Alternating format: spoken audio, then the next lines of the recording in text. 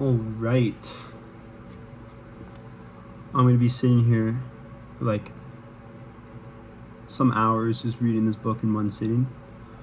You might be asking why am I doing this? It's because I promised myself I'd do this on Sunday. And because I promised someone else I'd do this. It's only 330 pages, so I don't think it'll be that long. Pretty excited about this. I just finished the last Dune book 2 days ago, and like it's pretty fun to read. It's just a lot different from the movies. Maybe not a lot, but I feel a little different. Yeah, I think I'll just read this out loud. And yeah, the rules of this are there's gonna be a clock here, and this will tell me how long it'll take, obviously. And this is live. And if I do need to leave, it's to go to the washroom or to drink some water or something. But yeah, and that's a challenge. So yeah, let's do this.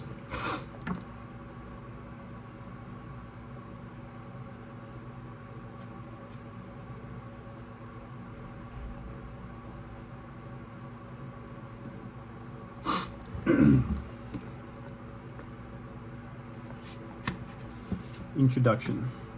Dune Messiah is most misunderstood of Frank Herbert's novels. The reason for this are fascinating and complex as the renowned author himself. Just before this first sequel of Dune was published in 1969. It ran in installments in the science fiction magazine Galaxy. The surrealist Dune Messiah was named Disappointment of the Year by the satirical magazine National Lampoon. The story had earlier been rejected by analog editor John W. Campbell, who, like the Lampooners, loved the majestic, heroic aspects of Dune and heard the aesthetical elements of the sequel. His readers wanted stories about heroes accomplishing great feats, he said, not stories of protagonists with clay feet.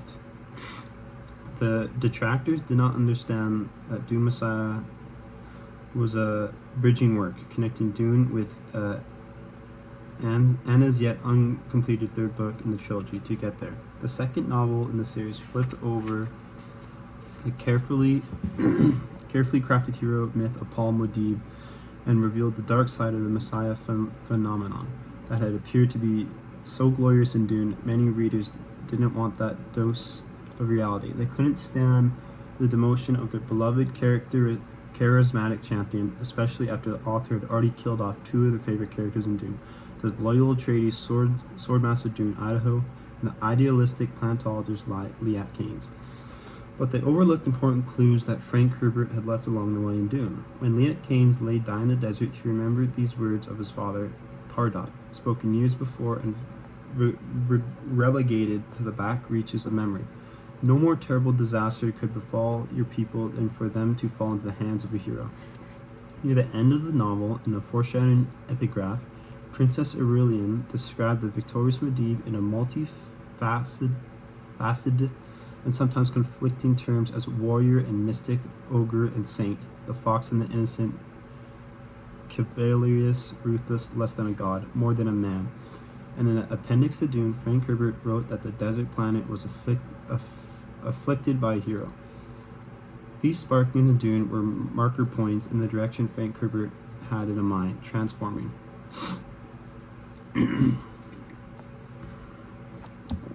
Fuck.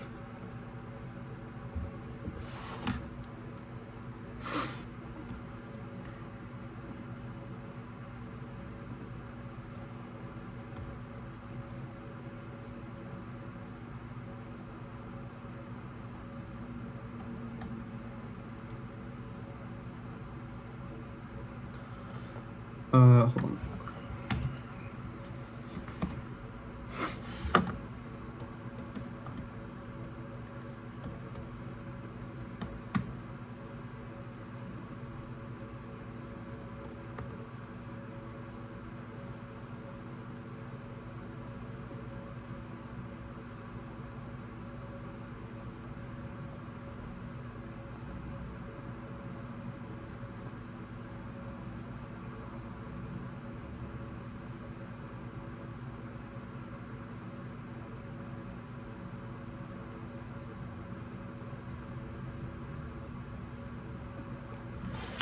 Alright, that should do it. I just had to put on to never shut down. A utopian civilization into a violent dystopia. In fact, the original working title for the second book in the series was A Fool Saint, which he would change 2 more times before settling on Dune Messiah. But in the published novel he wrote concerning Muad'Dib, he is the Fool Saint, the golden stranger living forever on the edge of reason. Let your guard fall and he is there. The author felt that the heroic leaders often made mistakes that were amplified by the number of followers who were all held enthralled by charisma. As a political speechwriter in the 1950s, Dad had worked in Washington, D.C. and had seen the megalomania of leadership and the pitfalls of following magnetic, charming politicians, planting yet another interesting seed in Dune. He wrote, "It is said in the desert that possession of water in great amount can inflict a man with fatal carelessness." This was an important reference to Greek hubris. Very few readers realize that the story of Paul Atreides was not only a Greek tragedy on an individual and familial scale, there was yet another layer, even larger, in which Frank Herbert was warning that the entire societies could be led to reunionation by heroes.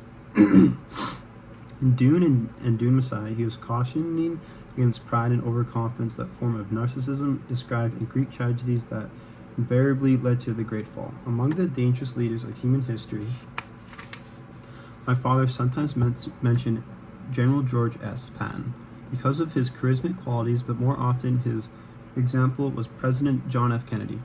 Around Kennedy, a mythic kingship had formed, and of Camelot. The handsome young president followers did not question him and would have gone virtually anywhere he led to them. This danger seems obvious to us now in the case of such man as Adolf Hitler, whose powerful magnetism led his nation into ruination. It is less obvious, however, with men who are not deranged or evil in and of themselves, such as Kennedy or the fictional Paul Muad'Dib, whose danger lay in the religious myth structure around him and what people did in his name. Among my father's most important messages were that government lie to protect themselves and they make incredibly stupid decisions. Years after the publication of Dune, Richard M. Nixon proved ample proof. Dad said that Nixon did the American people a immense favor in his attempt to cover up the Watergate misdeeds. By amplified example, Albert unwittingly, the 37th President of the United States, taught people to question their leaders. In interviews and impassioned speeches on university campuses all across the country, Frank Herbert warned young people not to trust government, telling them that the American founding fathers had understood this and had attempted to establish safeguards in the Constitution. In the transition from Dune to Dune Messiah, Dad accomplished something of a sleight of hand. In the sequel, while emphasizing the actions of the heroic Paul Muad'Dib as he had done in Dune, the author was also orchestrating monumental background changes and dangers involving the machination of the people surrounding that leader. Several people would vie for possession to become closest to Paul. In the process, they would secure for themselves as much power as possible, and some would misuse it, with dire consequences. After the Dune series became widely popular, many fans began to consider Frank Herbert in a light that he had not sought and which he did not appreciate. In one description of him, he was referred to as a guru of science fiction. Others dissipated him in heroic terms. To counter this, in remarks that were consistent with his Paul Atreides characterization, Frank Herbert told interviewers that he did not want to be considered a hero, and he sometimes said to them with disarming humility, "I'm nobody." Certainly, my father was anything but that. In Dreamer of Dune, the biography I wrote about him, I described him as a legendary author, but his lifetime he sought to avoid such a mantle. As if whispering in his own ear, Frank Herbert constantly reminded himself that he was mortal. If he had been a politician, he would have undoubtedly been an honorable one, perhaps even one of the greatest U.S. presidents. He might have attained that high office or reached any number of other lofty goals. He decided to do so. But as a science fiction fan myself, I'm glad he took the course that he did, because he was a great writer. His cautionary words will carry on through the ages of hopefully influence people in decision-making positions, cause them to set up safeguards that will protect us against abuses of power, both by leaders and by their followers. As you read Dune Messiah, enjoy the adventure story, the suspense, the marvelous characterization, and exotic settings. Then go back and read it again. You'll discover something new in each pass through the pages, and you'll get to know Frank Herbert better as a human being. Brian Herbert, Seattle, Washington, October 16, 2007.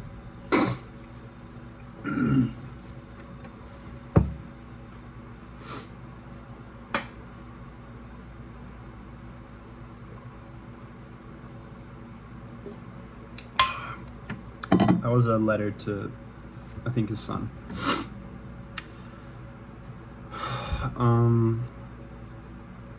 Okay. Excerpts from the death cell interview with Bronzo of 9 or 11, I don't know. Question: what led you to take your particular approach to a history, Mujib? Answer: why should I answer your questions? Question: because I will preserve your words. Answer: the ultimate appeal to a historian. Question: will you cooperate them? Answer: why not? But you'll never understand what inspired by analysis of history. Never you proceed to have too much at stake to. Question: try me. Answer: try you? Well, again, why not? I was caught by the shallowness of the common view of this planet, which arises from its popular name, Dune. Not Arrakis. Notice, but Dune. History is obsessed by Dune as desert, as birthplace of the Fremen. Such history constraints of the customs which grew. Out of water's sacredity and the fact that Fremen led semi-nomadic lives in still sleeps, which recovered most of their body's moisture. Question: are these things not true then? Answer: they are surface true, as well ignore what lies beneath that surface as try to understand my birth planet, IX. Without exploring how we derived our name from the fact that we are not the 9th planet of our sun, no, it is not enough to see Dune as a place of savage storms. It is not enough to talk about the threat posed by the gigantic sandworms. Question: but such things are crucial to the Iraqi character. Answer: crucial, of course. But then produce a one-view planet in the same way that Dune is a one-crop planet because of the sole and exclusive source of the spice melange. Question: yes, let us hear you expand on the sacred spice. Answer: sacred? As well as all things sacred, it gives with one hand and takes with the other. It extends life and allows the adapt to foresee his future, but it ties him to a cruel addiction and marks his eyes as yours are marked. Total blue without any white. Your eyes, your organs of sight, because one thing without contrast, a single view. Question: such heresy brought you to the cell. Answer: I was brought to the cell by your priest. As well as priest, you learned early to call the truth heresy. Question: you are here because you dared to say that Paul Atreides lost something essential to his humanity before he could become Muad'Dib. Answer: not to speak of his losing his father here in the Harkonnen War, nor the death of Duncan Idaho, who sacrificed himself that Paul and the Lady Jessica could escape. Question: your cynicism is duly noted. Answer: cynicism? That no doubt is a greater crime than heresy, but you see, I'm not really a cynic. I'm just an observer and a commander. I saw true nobility in Paul as he fled into the desert with his pregnant mother. Of course, she was a great asset as well as a burden. Question: the flaw in your historians is that you'll never leave well enough alone. You see true nobility in the holy Muad'Dib, but you must append a cynical footnote. It's no wonder that the Ben and Gesserit also denounce you. Oh, this is Atreides. A is not. Oh, never mind. You priests do well to make common cause with the Ben and Gesserit sisterhood. They too survive by concealing what they do, but they cannot conceal the fact that the Lady Jessica was a Ben and Gesserit trained adapt. You know she trained her son in the sisterhood ways. My crime was to discuss this as a phenomenon, to expound upon their mental arts and their genetic program. You don't want attention called to the fact that Muad'Dib was the sisterhood's hope for captive Messiah. He was their Quizwit Haderach before he was your prophet. Q. If I had any doubts about your death sentence, you'd have dispelled them. Atreides: I can only die once. I don't know who Q is. There are deaths and there are deaths. Beware lest you make a murder of me. I do not think Muad'Dib. Tell me, does Muad'Dib know what you do in these dungeons? Q. We do not trouble the Holy Family with trivia. Atreides: laughter. And for this Paul Atreides fought his way to a niche among the Fremen. For this he learned to control and ride the Soundworm. It was a mistake to answer your question, Q. But I will keep my promise to preserve your words. Atreides: will you really? Then listen to me carefully. You Fremen degenerate, you priest with no God except yourself. You have much to answer for. It was a Fremen ritual which gave Paul his first massive dose of melange therapy, thereby opening him to visitors of his futures. It was a Fremen ritual by which that same melange awoke in the unborn, Aaliyah, in the Lady Jessica's womb. Have you considered what it meant for Aaliyah to be born into this universe fully cognitive, possessed of all her mother's memories and knowledge? No rape could be more terrifying. Q. Without this sacred melange, Muad'Dib would not have become leader of all Fremen. Without her holy experience, Aaliyah would not be Aaliyah. Atreides, without your blind Fremen cruelty, you would not be a priest. I know you, Fremen. You think Muad'Dib is yours because he mated with Chani? Because he adopted Fremen customs? But he was Atreides first, and he was trained by a Bene Gesserit adept. He possessed a discipline totally unknown to you. You thought he brought you new organizations and a new mission. He promised to transform your desert planet into a water-rich paradise, and while he dazzled you with such visions, he took your virginity. Q. Such heresy does not change the fact that the ecological transformation of Dune proceeds apace. Atreides, and I committed the heresy of tracing the roots of the transformation and exploring the consequences. That battle out there on plains of Arakan may have taught the universe that Fremen could defeat Imperial Sardaukar. But what else did it teach? When the stellar empire of the Corone family became a Fremen empire under Muad'Dib, what else did the empire become? Your jihad only took 12 years. Well, what a lesson it taught. Now the empire understands the sham of Muad'Dib barrage to the Princess Irulan. Q. You dare accuse Muad'Dib for shame? A. Though you kill me for it, it's not heresy. The princess became his consort, not his mate. Chani, his little Fremen darling, she's his mate. Everyone knows this. Iran was the key to a throne, nothing more. Q. It's easy to see why those who conspire against Muad'Dib use your analysis of history as their rallying agreement. A. I'll not persuade you, I know that. But the argument of the conspiracy came before my analysis. 12 years Muad'Dib jihad created the argument. That's what united the ancient power groups and ignited the conspiracy against Muad'Dib. Oh my god.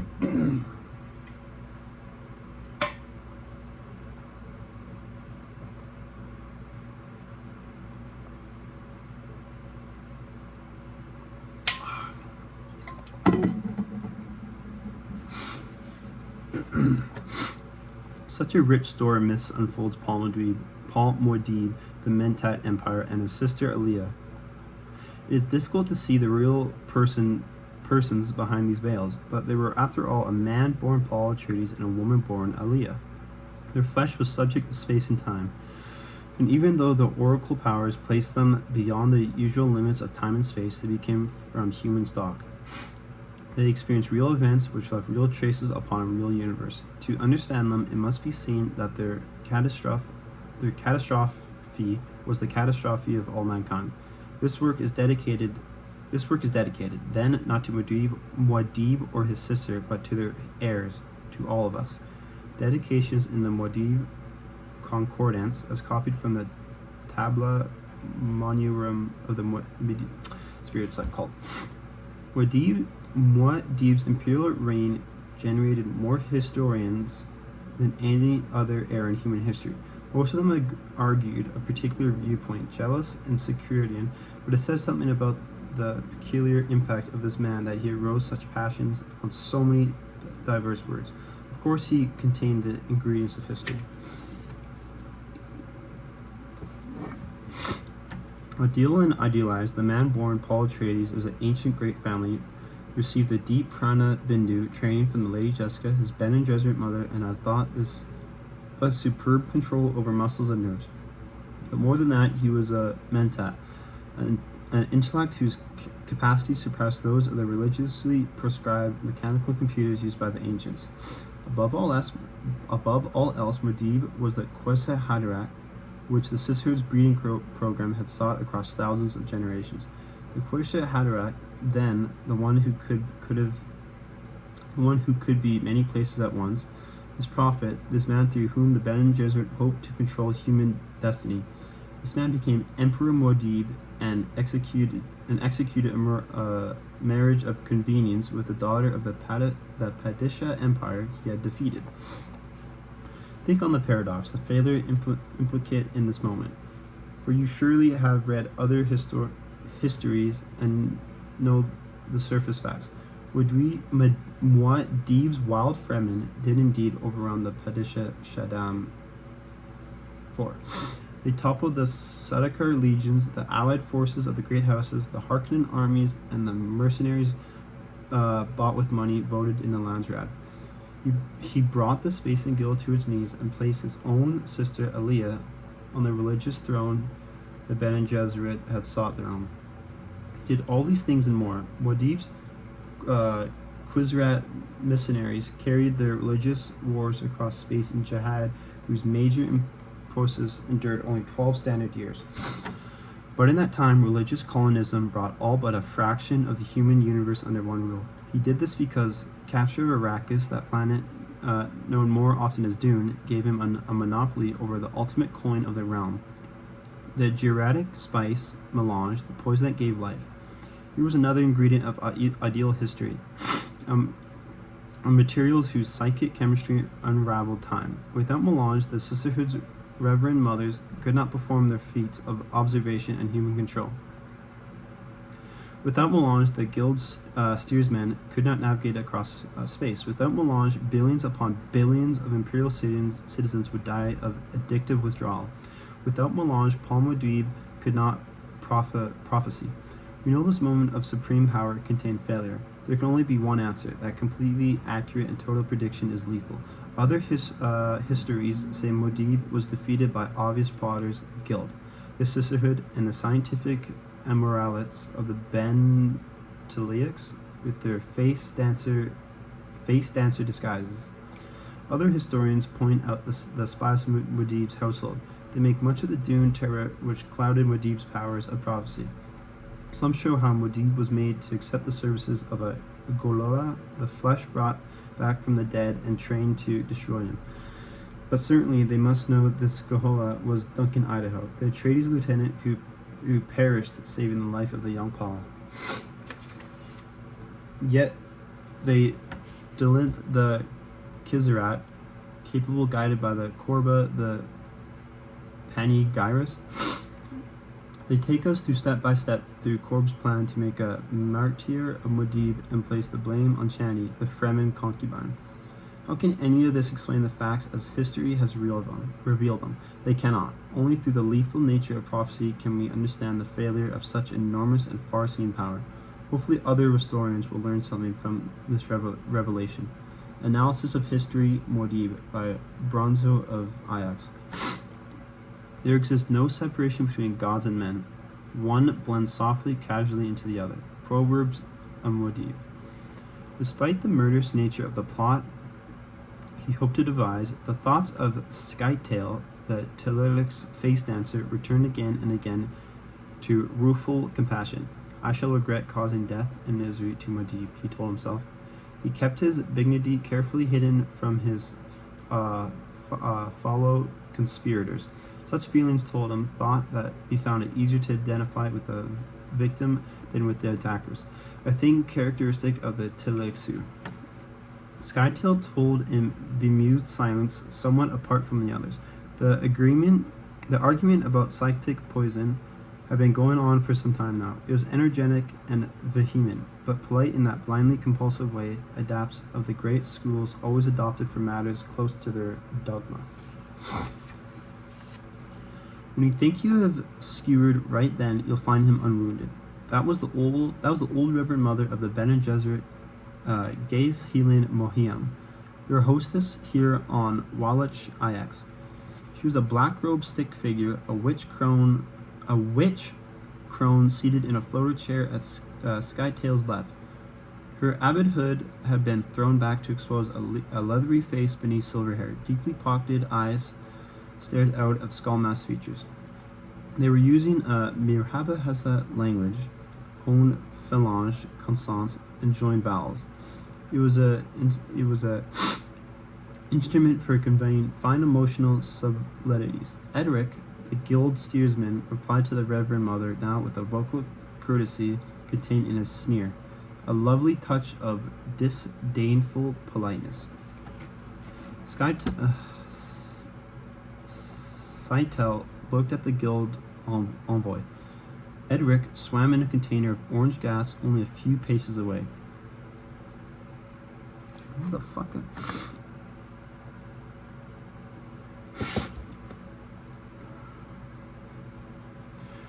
His container sat in the center of the transport dome, which the Bene Gesserit had built for this meeting. The guildsman was a elongated figure, vaguely humanoid, with fine feet and a hugely fanned, membranous hands, a fish in a strange sea. His tank vents emitted a pale orange cloud rich with the smell of the erratic spice melange. If we go on this way, we'll die of stupidity. That was the fourth person present, the potential member of the conspiracy, Princess Irulan, wife, but not mate, Seitel reminded himself. Of their mutual foe, she stood at a corner of Edric's tank, a tall blonded beauty splendid in a robe of blue whale fur and a matching hat. Gold buttons glittered at her ears. She carried herself with an aristocrat's hauteur, but something in the absorbed smoothness of her features betrayed the controls of her Bene Gesserit background. Seitel's mind turned from nuisance of language and faces to nuisance of location. All around the dome lay hills mangy, with melting snow which reflected molten wet blueness from the small blue-white sun hanging at the meridian. Why this particular place? Seitel wondered. The Bene Gesserit seldom did anything casually. Take the dome's open plan. A more conventional and confining space might have inflicted the guildsman with claustrophobic nervousness. Inhibitors in his psyche were those of birth and life of planet in open space. To have built this place especially for Edric, though, with a sharp finger that pointed at his weakness. What here, Seitel wondered, was aimed at me. Have you nothing to say for yourself, Seitel? The Reverend Mother demanded. You wish to draw me into this fool's fight? Seitel asked. Very well, we're dealing with a potential messiah. You don't launch a frontal attack upon such a one. Martyrdom would defeat us. They all stared at him. You think that's the only danger? The Reverend Mother demanded, voices wheezing. Seitel shrugged. He had chosen a bland, round-faced appearance for this meeting. Jolly features and a vapid, full lips. The body of a bloated dumpling, it occurred. To him now, as he studied his fellow conspirators, that he had made a ideal choice, out of instinct perhaps. He alone in this group could manipulate fleshly appearance across a wide spectrum of boldly shapes and features. He was the human chameleon, a face dancer, and the shape he wore now invited others to judge him too lightly. Well, the Reverend Mother pressed. I was enjoying the silence, Seitel said. Our hostilities are better left unvoiced. The Reverend Mother drew back, and Seitel saw her reassessing him. They were all products of profound prana bindu training, capable of muscle and nerve control that few humans ever achieve. But Seitel, a face dancer, had muscles and nerves linkers that others didn't even possess, plus a special quality of simpatico, a mimic's insight with which he could put on psyche of another as well as the other's appearance. Seitel gave her enough time to complete the reassessment. Said poison. He uttered the word with the Atanos, which said he alone understood its secret meaning. The guildsman stirred, and his voice rolled from the glittering speaker globe which orbited a corner of his tank above Aurelian. We're discussing a psychic poison, not a physical one. Seitel laughed. Mirhab Hassa, laugher, could flay an opponent, and he held nothing back now. Aurelian smiled in appreciation, but the corners of the Reverend Mother's eyes revealed a faint hint of anger. Stop that, Moham rasped. Seitel stopped, but he had their attention now. Edric, in a silent rage, the Reverend Mother alert in her anger, Aurelian amused but puzzled. Our friends Uruk suggests, Seitel said, that a pair of Bene Gesserit witches, trained in all their subtle ways, have not learned the true uses of deception. Moham turned to stare out at the cold hills of her Bene Gesserit homeworld. She was beginning to see the vital thing here. Seitel realized that was good. Aurelian, though, was another matter. Are you one of us or not, Seitel? Eric asked. He stared out on a tiny rodent eyes. My allegiance is not the issue, Seitel said. He kept his attention Aurelian. You were wondering, Princess, if this was why you came all those parsecs was too much. She nodded agreement. Why is it two bandy platitudes with a human-eyed fish, or despite with a fat Tillich's face dancer? Saitel asked. She stepped away from Edric's tank, shaking her head in annoyance at the thick odor melange. Edric took this moment to pop a melange pill into his mouth. He ate the spice and breathed it and no doubt drank it, Saitel noted. Understandable, because the spice heightened a steerman's prescience, gave him the power to guide a guild Highlander across space at a translate speeds. With spice awareness, he found that the line of the ship's future, which avoided Perel. Edric smiled another kind of Perel now, but his crutch of prescience might not find it. I think it was a mistake for you to come here, Aurelian said. The Reverend Mother opened her eyes, closed them, a curiosity Reptilian gesture. Skytail shifted his gaze from Aurelian to the tank, inviting the princess to share his viewpoint. She would, Saitel know, see Edric as a repellent figure. The bold stare, those monstrous feet and hands moving softly in the gas, the smoky swirling of orange eddies around him. She would wonder about his sex habits, thinking how odd it would be to mate with such a one. Even the field force generator, which recreated for Edric the weightlessness of space, would set him apart from her now. Princess, Saitel said, because of Edric here, your husband's oracle sight cannot stumble upon certain incidents, including this one, presumably. Presumably, Irulan said. Eyes closed, the Reverend Mother nodded. The phenomenon of prescience is poorly understood even by its initiates, she said. I'm a full guild navigator and have the power, Edric said. Again, the Reverend Mother opened her eyes. This time she stared at the face dancer, eyes probing with the peculiar Bene Gesserit intensity. She was weighing minutiae. No, Reverend Mother, Saitel murmured. I'm not as simple as I appeared. You don't understand this power of second sight, Aurelian said. There's a point, Edric said, my husband cannot see. Now or predict what happens within the sphere of Navigator's influence, but how far does that influence extend? There are people and things in our universe which I know only by their effects, Edric said, his fish mouth held in a thin line. I know they have been here, there, somewhere. As water creatures stir up the currents in their passage, so the pursuant stir up time. I have seen where your husband has been. Never have I seen nor the people who truly share his aims and loyalties. This is the concealment which adept gives to those who are his. Aurelian is not yours, Sidetail said. He looked sideways at the princess. We all know why the conspiracy must be conducted only in my presence, Edric said. Using the voice made for describing a machine, Aurelian said, You have your uses, apparently.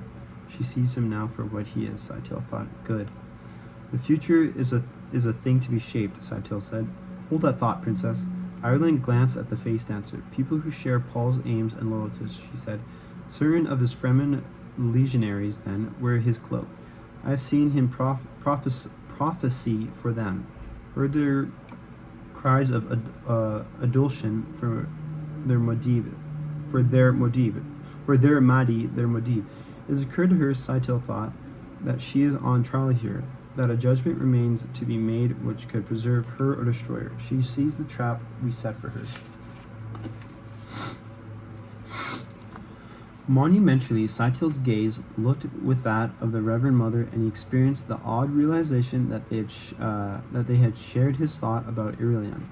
The Bene Gesserit, of course, had briefed their princess, primed her with the lie adorat, but the moment always came when a Bene Gesserit must trust her own training and instincts. Princess, I know what it is you most desire from the Empire, Edric said. Who does not know it? Ireland asked. You wish to be the founding member of the royal dynasty, Edric said, as though he had not heard her. Unless you join us, this will never happen. Take my oracle word on it. The emperor married you for political reasons, but you'll never share his bed. So the oracle is always a voyeur, Aurelian sneered. The emperor is more firmly wedded to his friendly concubine than he is to you, Edric snapped. And she gives him no heir, Ireland said. Reason is the first victim of strong emotion, Sidetail mumbled. He sensed the outpouring of Aurelian's anger, saw his admonition take effect. She gives him no air, the alien said, her voice measuring out-controlled calmness. Because I am secretly administering a contraceptive. Is that the sort of admission you wanted from me? It would not be a thing for the Emperor to discover, Edric said, smiling. I've lies ready for him, Alien said. He may have truth sense, but some lies are easier to believe than the truth. You must make the choice, Princess, Saitel said, but understand what it is protects you. Paul is fair with me, she said. I sit in his council. In the 12 years you've been his princess consort, Edric asked. Has he shown you the slightest warmth? Irlin shook her head.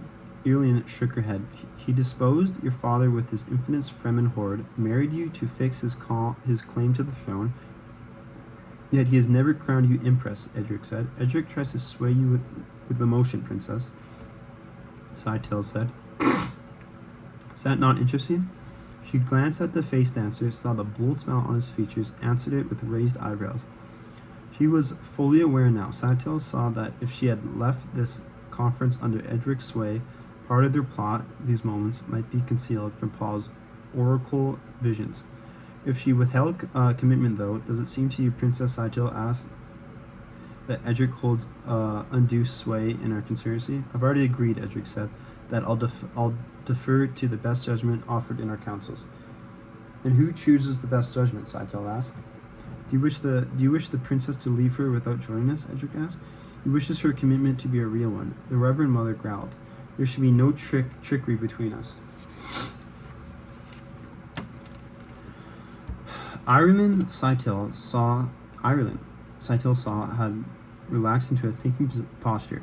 Hands concealed in the sleeves of her robe, she would be thinking now of the bait Edric had offered, to found a royal dynasty. She would be wondering what scheme the conspirators had proved to protect themselves from her. She would be weighing many things. Saitel, Ireland said presently, it is said that you, oh my god, Telexi Exu, have an odd system of honor. Your victims must always have means of escape. If they can but find it, Saitel agreed. Am I a victim? Ireland asked. A burst of laughter escaped Saitel. The Reverend Mother snorted. Princess, Edric said, his voice softly persuasive, you already are one of us. Have no fear of that. Do you not spy upon the imperial household for your Bene Gesserit superiors? Paul knows I report to my teachers, she said, but don't you give them the material for strong propaganda against your empire? Edric asked. Not our empire, Saitel noted. Your empire. Ireland is too much the Bene Gesserit to miss that slip. The question is one of powers and how they may be used, Saitel said, moving closer to the Guildsman tank. We of the Tilixit believe that in all of the universe there's only the insatiable appetite of matter, that energy is the only true solid, and energy learns. Hear me well, Princess, energy learns. This we call power. You haven't convinced me we can defeat the Emperor, Ireland said. We haven't even convinced ourselves, Saitel said. Everywhere we turn, Ireland said, his power confronts us. He's that Quasich Hadrach, the one who can be many places at once. He's the Modib whose merest whim is absolute command to his Quasarit missionaries. He's the Mentat whose computationally mind surpasses the greatest ancient computers. He is Modib, who orders to the Fremen legions depopulate planets. He possesses oracle visions which sees into the future. He is that gene pattern which we Bene Gesserits covet for. We know his attributes, the Reverend Mother interrupted, and we know the abomination his sister Aliyah possesses this gene pattern. But they're also humans, both of them. Thus, they have weaknesses. And where are those human weaknesses? The face dancer asked. Shall we search for them in the religious arm of his jihad? Can the Emperor's Quasara he turn against him? What about the civil authority of the great houses? Can the Landsraad Congress do more than raise a verbal clamor? I suggest that concubine Onet Obor Advancer Mercentiles, Edric said, turning in his tank. Chom is a business, and a business follows profits. Perhaps the Emperor's mother, Saitel said. The Lady Jessica, I understand, remains on Caladan. but is in frequent communication with your son.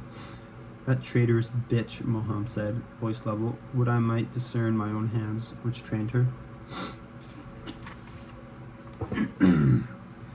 Our conspiracy requires a lever, Saitel said. You're more than conspirators, the Reverend Mother countered. Ah, yes, Saitel agreed. We are energetic and we learn quickly. This makes us the one true hope. The certain salvation of humankind. He spoke in the speech mode for absolute conviction, which was perhaps the ultimate sneer coming as it did from Tillerson. Only the Reverend Mother appeared to understand the subtlety. Why? She asked, directing the question at Saitel. Before the face dancer could answer, Edric cleared his throat, said, Let us not bandy philosophical nonsense. Every question can be boiled down to the one. Why is there anything? Every religious, business, and governmental question has a single derivative. Who will exercise the power? Alliances combines complex, they all chase mirage unless they go for the power. All else is nonsense, as most thinking beings come to realize. Saitel shrugged, a gesture designed solely for the Reverend Mother. Edric had answered her question for him. The pontificating fool was their major weakness. To make sure the Reverend Mother understood, Saitel said, listening carefully to the teacher, one acquires education. The Reverend Mother nodded slowly. Princess, Edric said, make your choice. You've been chosen as an instrument of dynasty, the very finest. Save your praise for those who can be swayed by it, everyone said. Earlier, you mentioned a ghost, a revenant which we make contument the Emperor. Explain this. The Atreides will defeat himself, Edric crowed.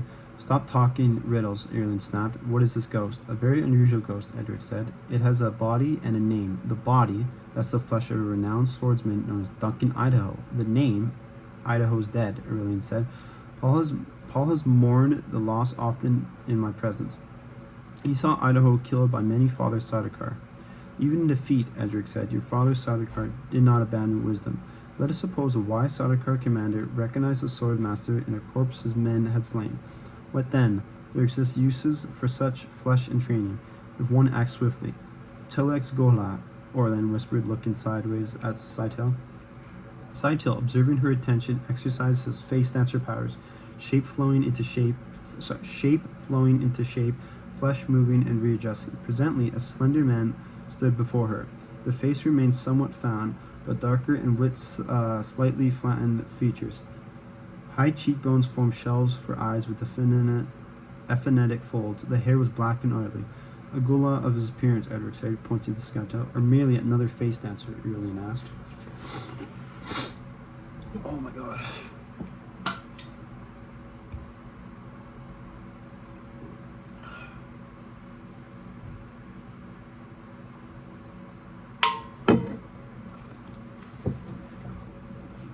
No face dancer, Edric said. A face dancer risks exposure under prolonged surveillance. No. Let us assume that our wise Sardaukar commander had Idaho's corpse reserved for the axolotl tanks. Why not? This corpse held the flesh and nerves of one of the finest swordsmen in history, advisor to the Atreides, a military genius. What a waste to lose all that training and ability when it might be revived as an instructor for the Sardaukar. I heard not a whisper of this, and I was one of my father's confidants, Irulan said. Ah, but your father was a defeated man, and within a few hours you had been sold to the new emperor, Edric said. Was it done? She demanded. With a maddening air of complacency, Eric said, let us presume that our wise Sardaukar commander, knowing the need for speed, immediately sent the preserved flesh of Idaho to the Ben Telex. Let us suppose further that the commander and his men died before conveying this information to your father, who couldn't have made such use of it anyways. There would remain then a physical fact, a bit of flesh which had been sent off to Telexo. There was only one way for it to be sent, of course, on a highliner. We of the guild naturally know every cargo we transport. Learning of this one, we would not think it additional wisdom to purchase the Gola as a gift befitting an empire. You've done it then, Irulan said. Saitel, who had resumed his roly-poly first appearance, said, their long-winded friend indicates we've done it. How has Idaho been conditioned? Irulan asked. Idaho, Edric asked, looking at the Tilixo.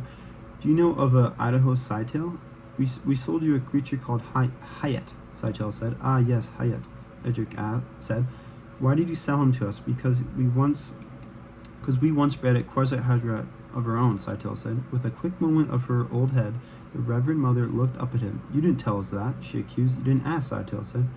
How did you overcome your Quasar Hadra? Ilian asked. A creature who has spent his life creating one particular representation of a self-dom will die rather than become the anthus of that representation, Scytale said. I do not understand, Edric ventured. He killed himself, the Reverend Mother growled. Follow me well, Reverend Mother, Scytale warned, using a voice mode which said, You are not a sex object, have never been a sex object, cannot be a sex object. The Tulux waited for the blatant emphasis to sink in. She must not mistake her intent. Realization but passed through anger into awareness that the Tulux who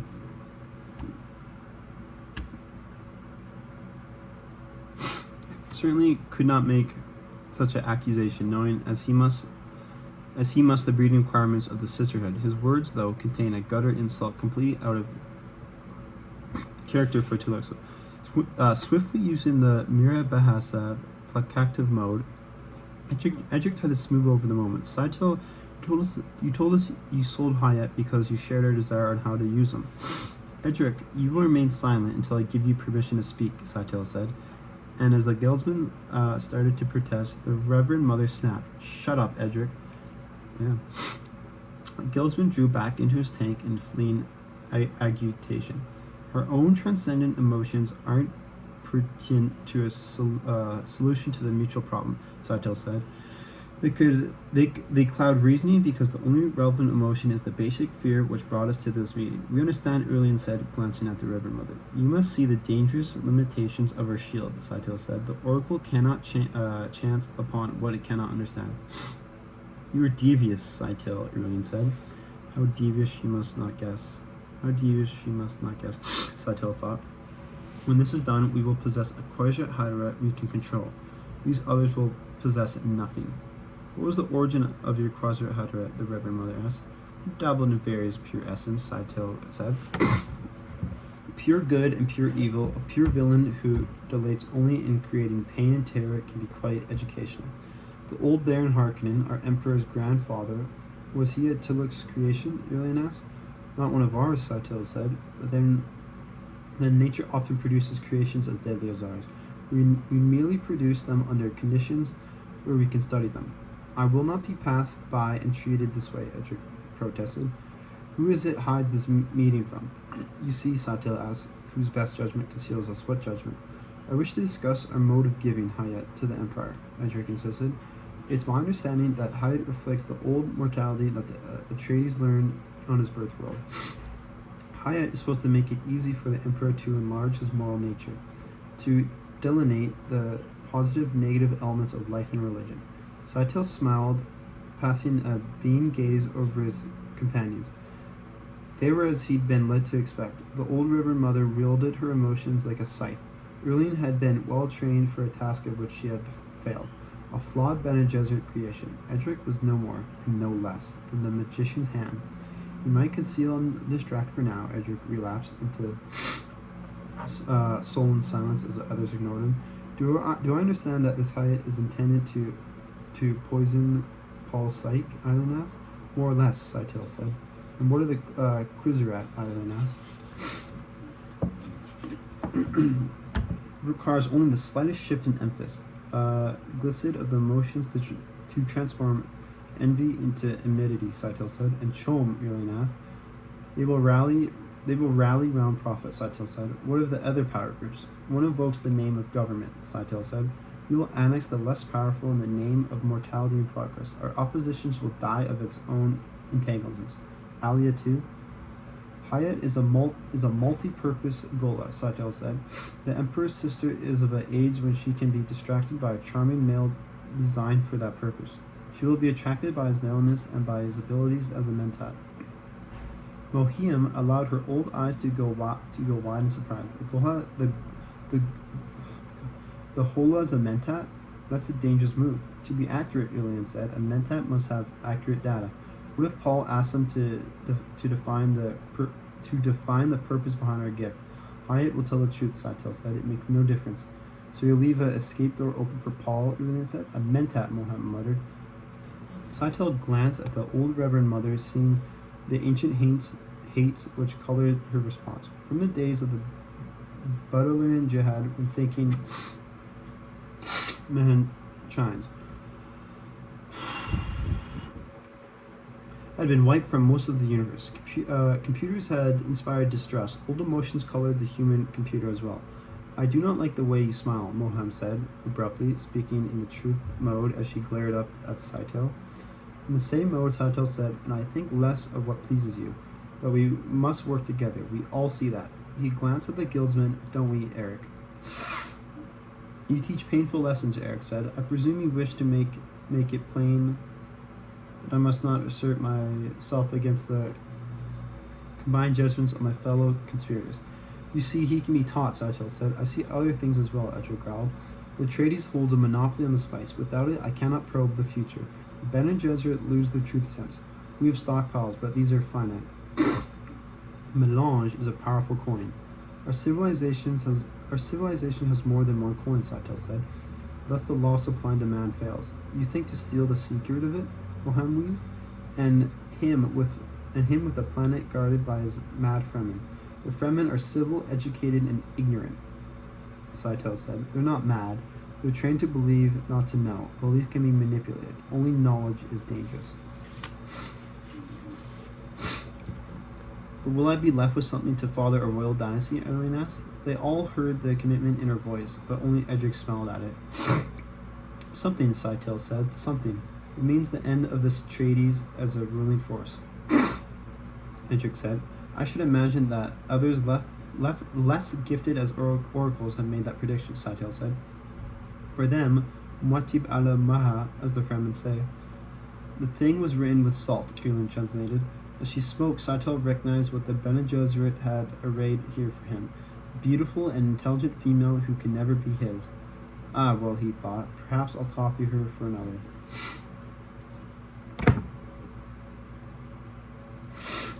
Okay.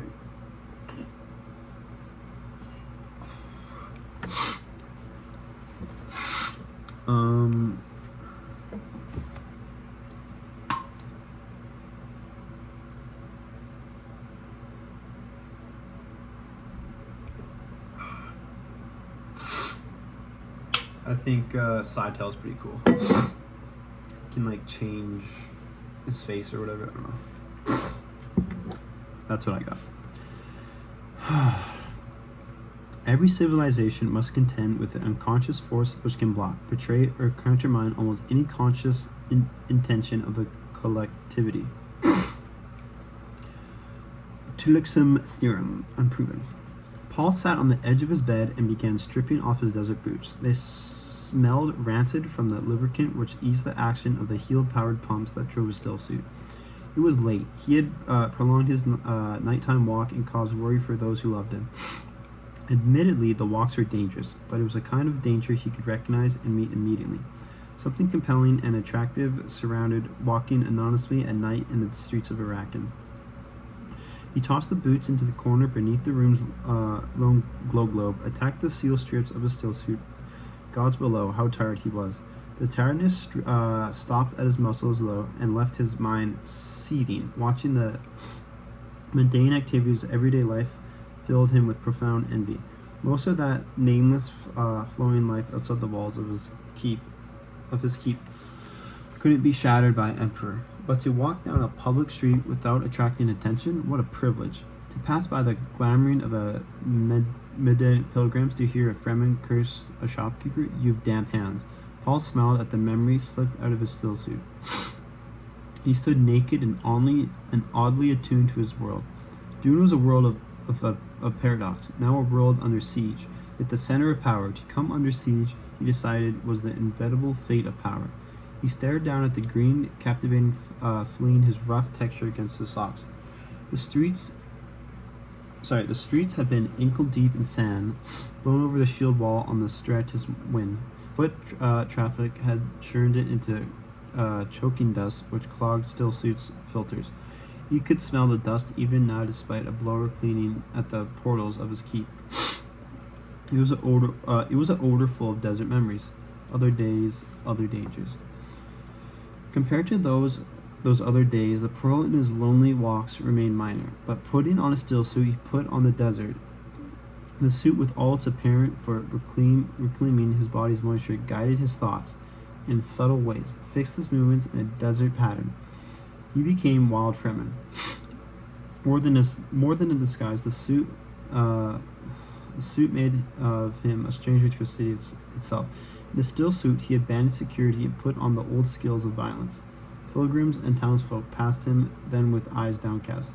They left the wild ones strictly alone out of prudence. If the desert had a face for city folk, it was the Fremen face concealed by a still suit's mouth-nose filter. In truth, there existed now only the small danger that someone from the old siege days might mark him by his walk, by his odor, or by his eyes. Even then, the chances of meeting an enemy remained small.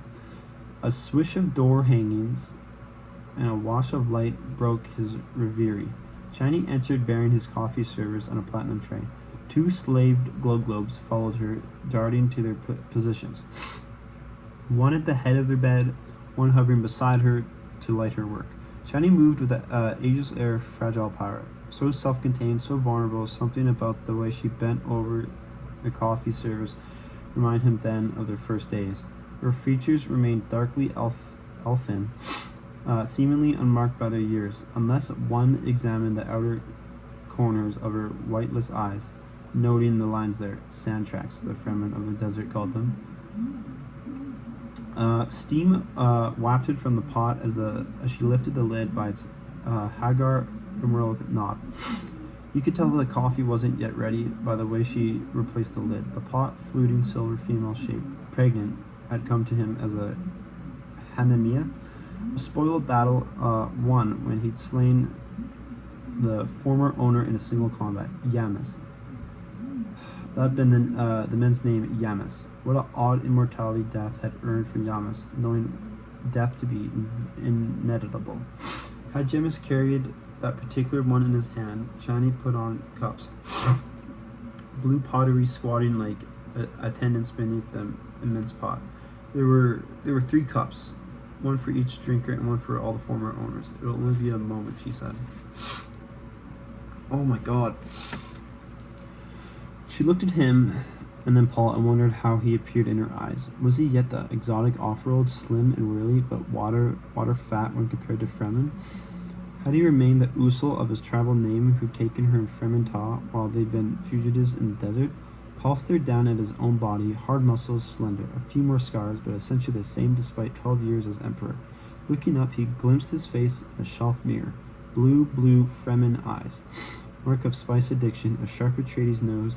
He looked the proper grandson for Atreides, who died in the bull ring, creating a spectacle for his people. Something the old man had slipped them into Paul's mind. One who rules assumes irrevocable responsibility for the ruled. You are a husbandman. This demands at times a selfless act of love, which may only be assuming to those you rule. People still remembered that old man with affection. And what have I done for Atreides' name? Paul asked himself. I've loosed the wolf among the sheep. For a moment he contemplated all the death and violence going on in his name.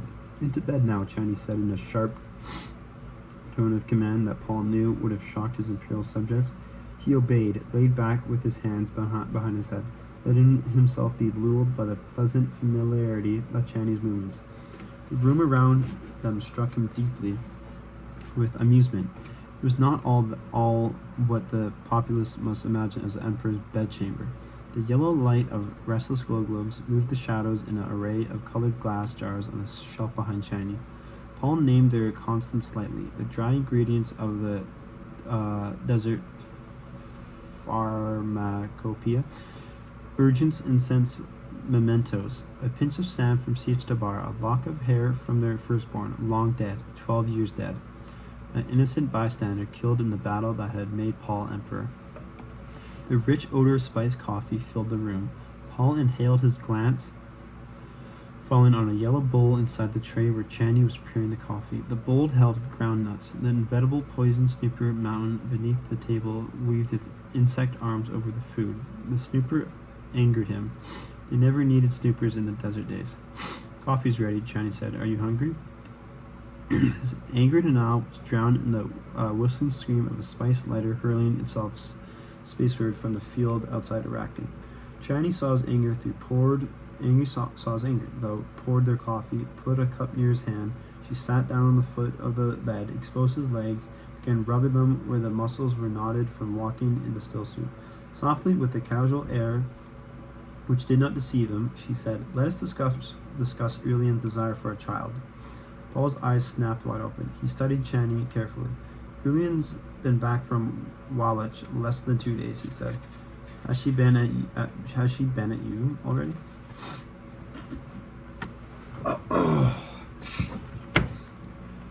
"We've not discussed her frustrations," Channy said. Paul forced his mind to mental alertness, examined Channy in the harsh light of observational monotony, the Bene Gesserit way his mother had taught him in violation of her vows. There's a thing he didn't like doing with Channy. Part of her hold on him lay in the fact he so seldom used his tension-building powers with her. Channy mostly avoided indiscreet questions. She maintained a fremen's sense of good manners. Hers were more often particular questions. What interested Channy were facts which bore on the possession of her man, his strength in council, the loyalty of his legions, the abilities and talents of his allies. Her memory held catalogues of names and cross-indexed details. She could rattle off the major weakness of every known enemy, the potential disposition of opposing forces, battle plans of their military leaders, the tooling and production capabilities of basic industries.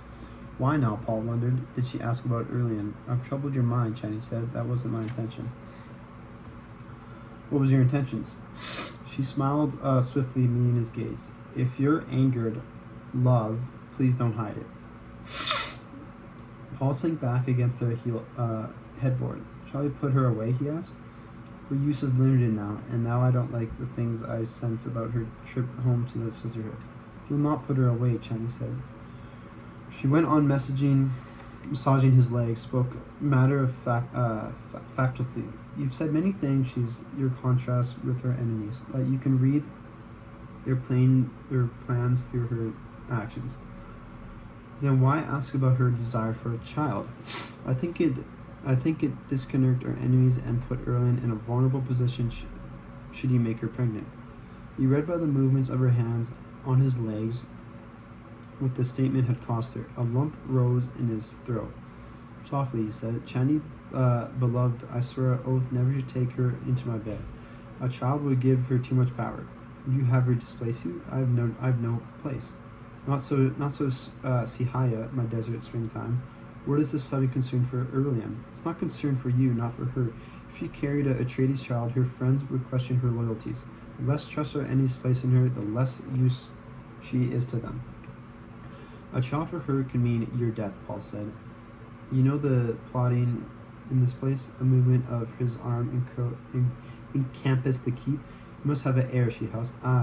He said. So that was it. Channy had not produced a child for him. Someone else then must do it. Why not Erlian?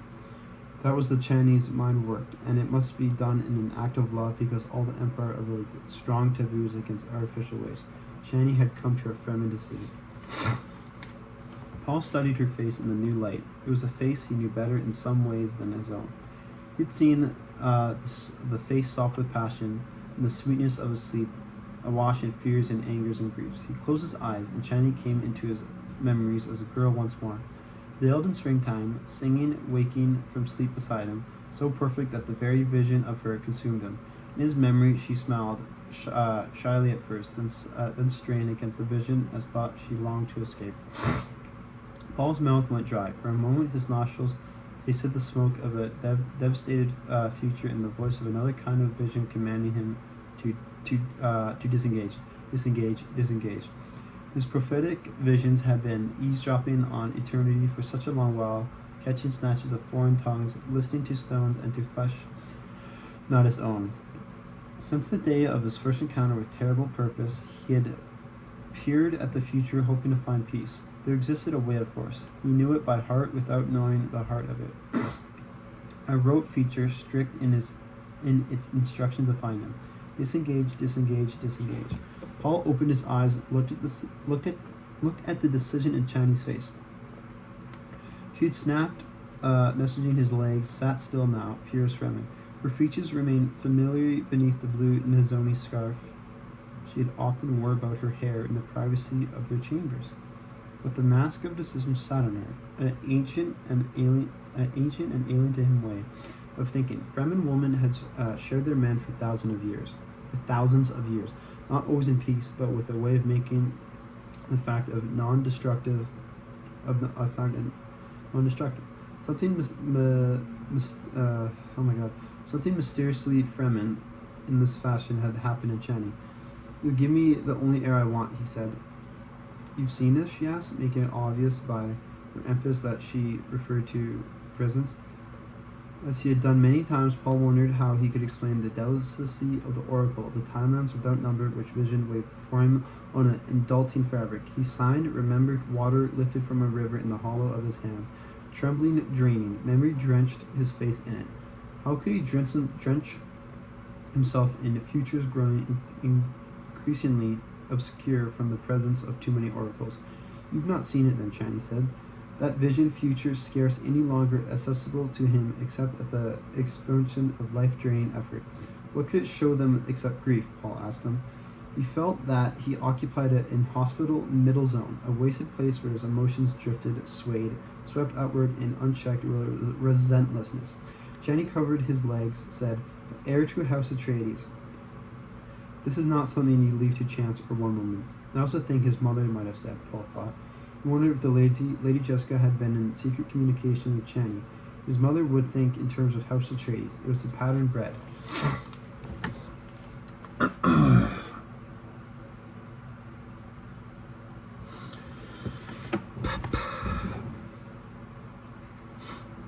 And condition into her by the Bene Gesserit would have true even now when her powers return against the sisterhood. "You listened when Aurelian came to me today," he accused. "I listened," she spoke without looking at him.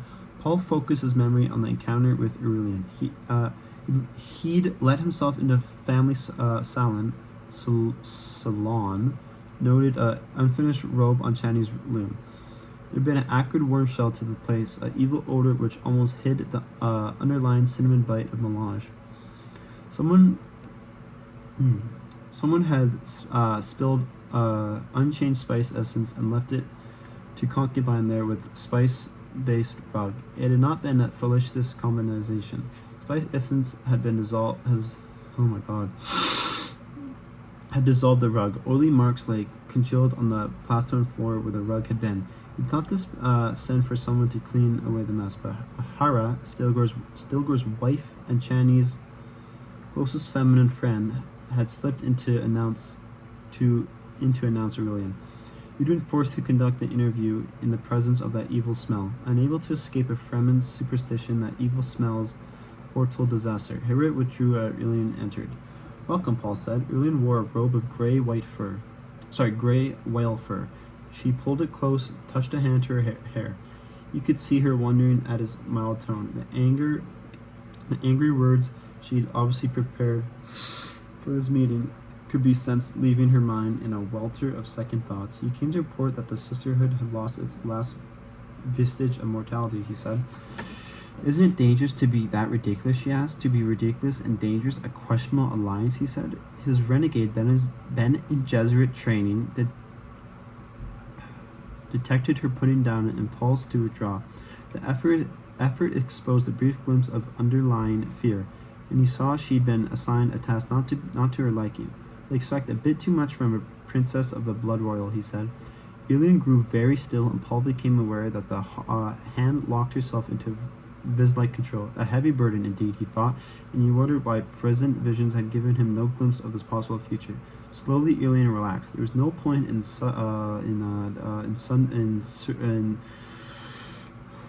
surrendering to fear. No point in retreat, she had decided. You've allowed the weather to fall into a very primitive pattern, she said, rubbing her arms through the robe. It was dry, and there was a sandstorm today. Are you never going to let in rain here? I didn't come here to talk about the weather, Paul said. He felt that he had been submerged in a double meaning. Was Aurelian trying to tell him something which her training would not permit her to say openly? It seemed that way. He felt that he had been cast adrift suddenly, and now must thrash his way back to someone's steady place. I must have a child, she said. He shook his head from side to side. I must have my way, she snapped. If need be, I'll find another father for my child. I'll cuckold you and dare you to expose me. Cuckold me all you wish, he said, but no child. How can you stop me? With a smile of utmost kindness, he said, I'd have you garroted if it came to that.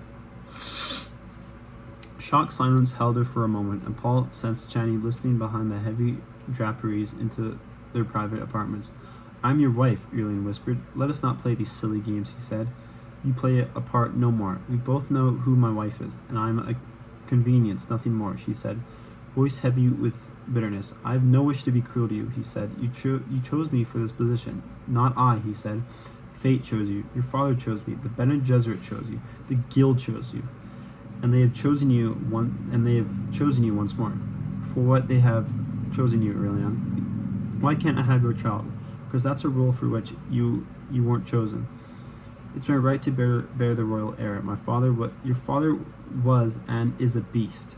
We both know he'd lost almost all touch of the humanity he was supposed to rule and protect.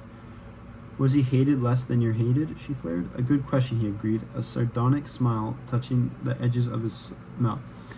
You say you've no wish to be cruel to me, yet, and that's why I agree that you can take any lover you choose, but understand me well. Take a lover, but bring no sour father-child into my household. I would deny such a child. I don't begrudge you any male alliance as long as you are discreet and childless. I'd be silly to feel otherwise under the circumstances, but don't presume upon this license which I freely bestow.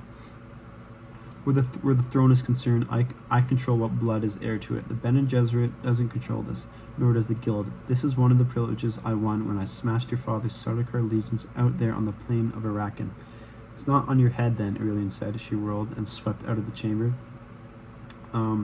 Remembering the encounter now, Paul thought his awareness of it and focused on Chani seated beside him on their bed. He could understand his ambivalent feelings about Aurelian, understand Chani's Fremen decision. Under other circumstances, Chani and Aurelian might have been friends. What have you decided? Chani asked. No, child, he said. Chani made the Fremen crysknife sign with the index finger and thumb on her right hand. It could come to that, he agreed. You don't think a child would solve anything with Aurelian? She asked. Only a fool would think that. I'm not a fool, my love. Anger possessed him. I've never said you were. But this isn't some damn romantic novel we're discussing. That's a real princess down the hall. She was raised in all the nasty intriigues of an imperial court. Plotting is as natural to her as writing her stupid histories. They're not stupid, love. Probably not. He brought his anger under control, took her hand in his. Sorry, but that woman has many plots.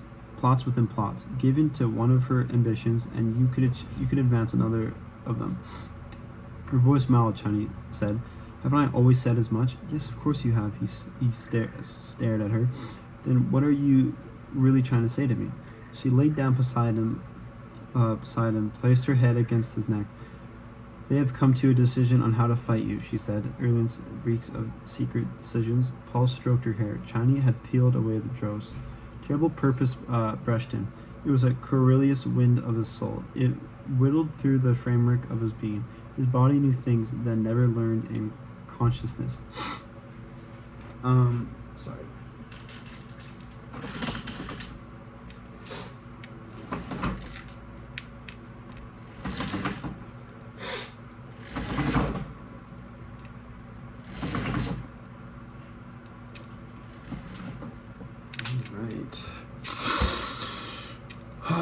Okay. Do you know what I spent through the framework of his body? His body knew things that never learned in consciousness. Chani beloved. He whispered, do you know what I'd spent to end the jihad, to separate myself from the damnable godhead that Qusayrat forces onto me? She trembled. You have but to command it, she said. Oh no, even if I died now, my name would still lead them. When I think of the Atreides name tied to this religious butchery, but you're the emperor. I'm a figurehead. When Godhead's given, that's the one thing the so-called God no longer controls. A bitter laugh shook him. He sensed the future looking back at him, out of dynamics not even dreamed.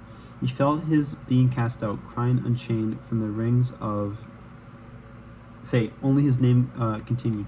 I was chosen, he said, perhaps at birth, certainly before I had much say in it. I was chosen. Then unchoose, she said. His arm tightened around her shoulder. In time, beloved, give me yet a little time. Unshed tears burned his eyes. We should return to Siege Tabar, Chani said. There's too much to contain in this tent of stone. You noticed his chin moving against the smooth fabric of the scarf which covered her hair. The soothing spice smell of her filled his nostrils. Siege, the ancient... Alright, you're not going to believe this, but my phone ran out of storage. So I sent the video onto my MacBook. The time is still here. Alright, I didn't cheat. I didn't do anything. All I did was fill up my water. Took a piss. But we're still on the same page. I didn't finish a chapter or anything. But I did pause the timer because I thought, you know, it just wouldn't make sense if I did that. So that's not cheating, by the way. It's not. I'm not restarting this shit. But yeah, let's just keep going. We're on page 45. It looks fucking different though.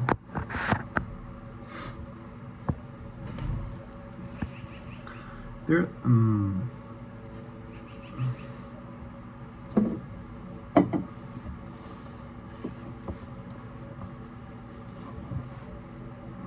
bitter laugh shook him. He sensed the future looking back at him out of dynasty not even dreamed. He felt his being cast out, crying, unhinged from the rings of fate. Only his name continued. I was chosen, he said. Perhaps at birth, certainly before I had much say in it, I was chosen. Oh yeah, I read this. Siege, the ancient Chakubasa had restored him, a place of retreat and safety in a time of peril. Chani's suggestion made him long for vistas of open sand, for clean distances where one could see an enemy coming from a long way off. The tribes expect Muad'Dib to return, she said. She lifted her head to look at him. You belong to us. I belong to a vision, he whispered. He thought then of the jihad, of the gene mangling across parsecs in the vision which told him he might end it. Should he pay the price, all the hatefulness would evaporate, dying as fire dies, ember by ember. But oh, the terrifying price. I never wanted to be a god, he thought. I wanted only to disappear like a jeweled trace to caught by the morning. I wanted to escape the angels and the damned alone as through by oversight. Will we go back to the siege? Chani pressed. Yes, he whispered, and he thought, I must pay the price. Chani heaved a deep sigh, settled back against him. I've loitered, he thought, and he saw how he'd chosen him in by the boundaries of love and the jihad, and what was one life, no matter how beloved, against all the lives the jihad was certain to take. Could single misery be weighed against the agony of multitudes' love? Chani said, questioning. He put a hand against her lips. I'll yield up myself, he thought. I'll rush out while I yet have the strength, fly through a spice a bird might not find. It was useless, though, and he knew it. The jihad would follow his ghost. What could he answer, he wondered. How could... Oh my god, how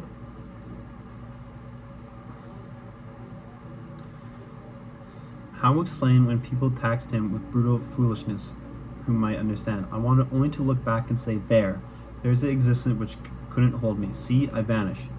No resent or net of human depriving can trap me ever again. I renounce my religion. This glorious instant is mine. I'm free. What empty words. A big worm was seen below the shield wall yesterday, Chani said. More than 100 meters long, they say. Such big ones come rarely into this region anymore. The water repels them, I suppose.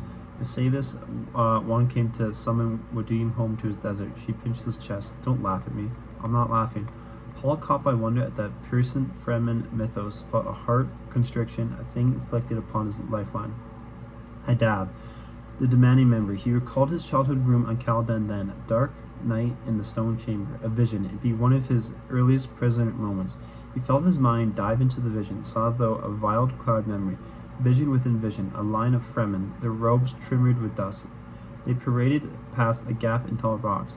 They carried a long cloth-wrapped burden, and Paul heard himself say in the vision, "It was mostly sweet, but you were the sweetest of all." Adab released him. "You're so quiet," Chani whispered. "What is it?" Paul shrugged, sat up, face averted. "You're angry because I've been to the desert's edge," Chani said.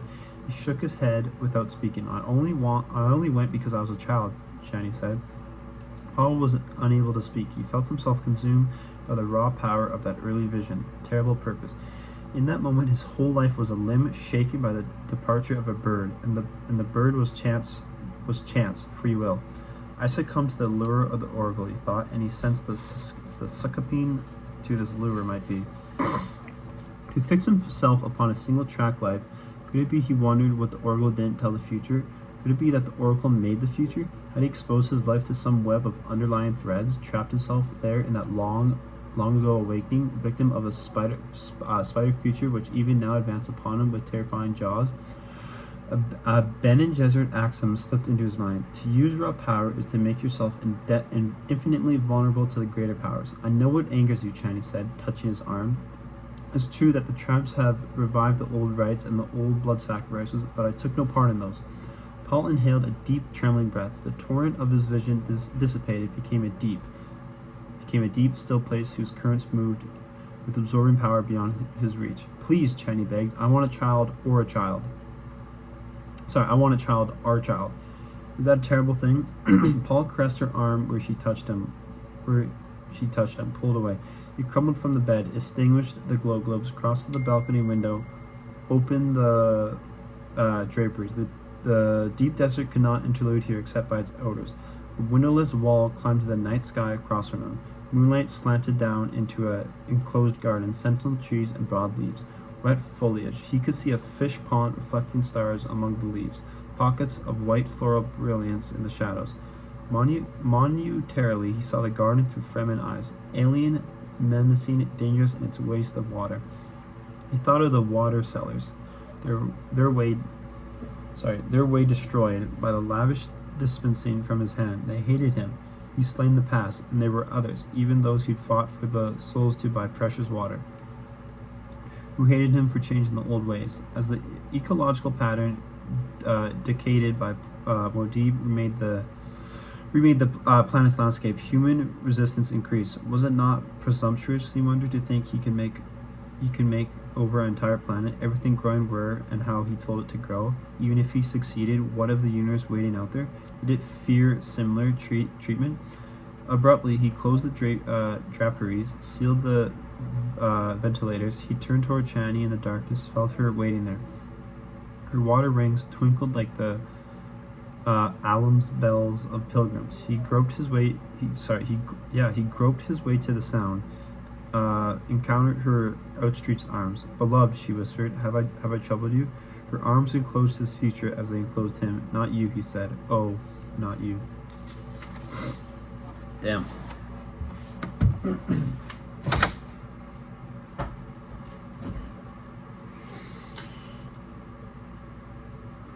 Okay.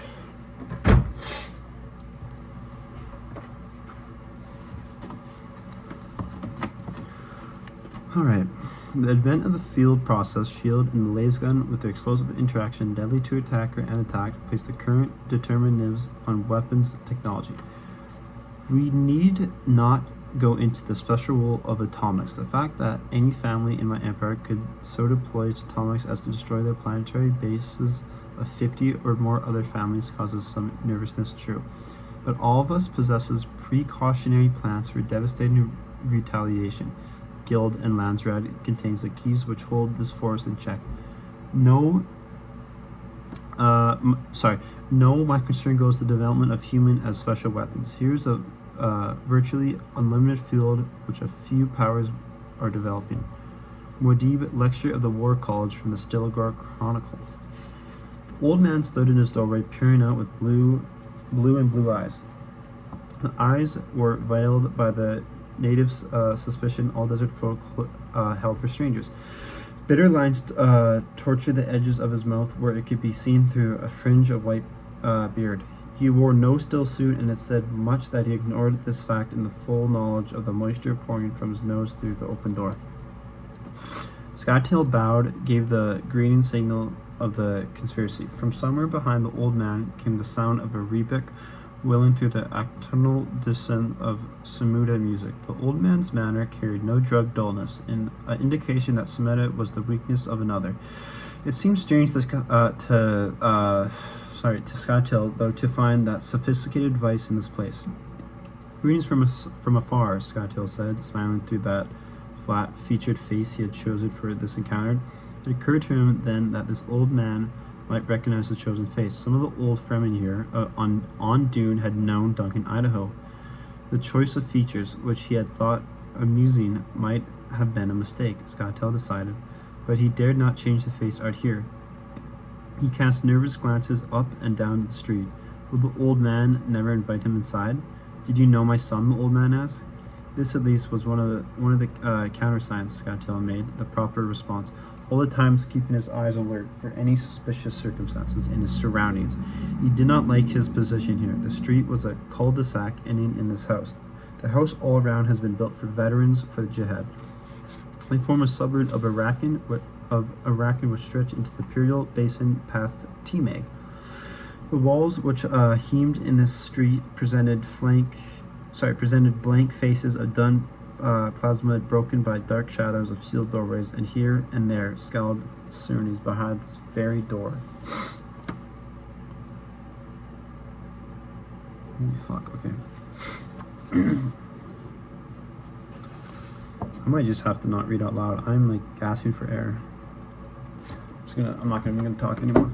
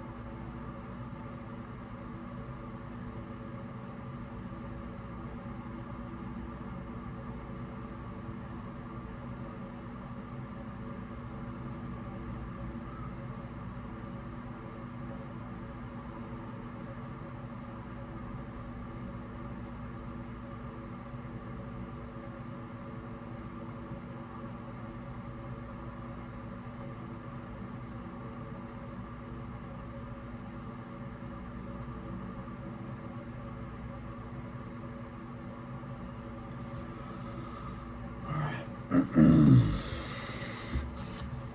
taking a piss.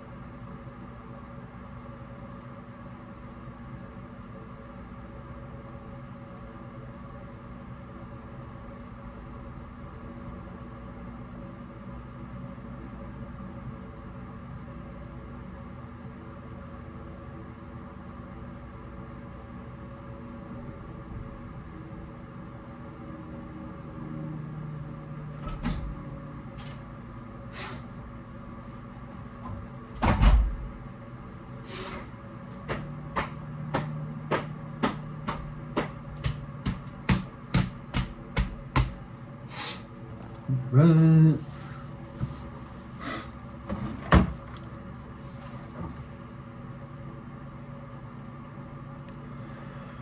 Okay.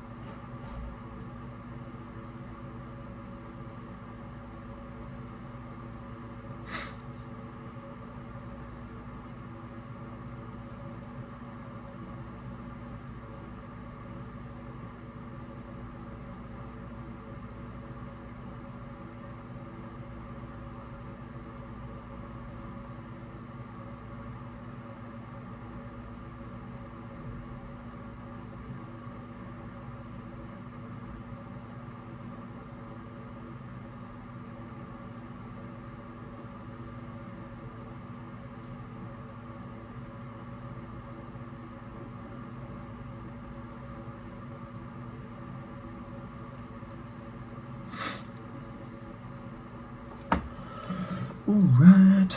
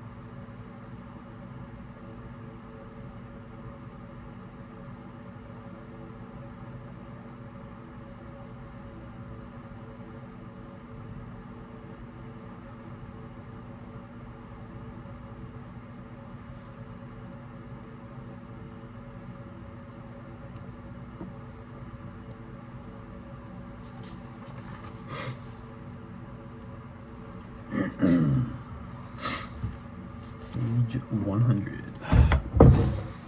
And I'm taking a piss.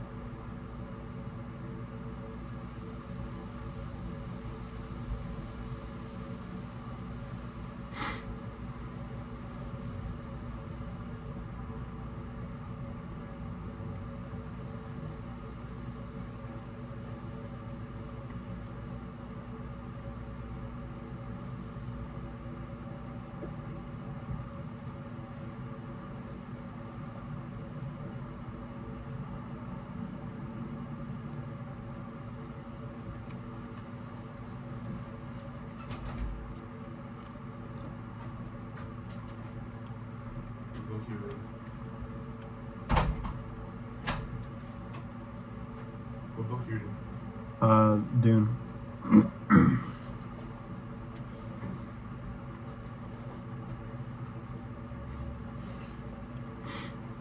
You doing work?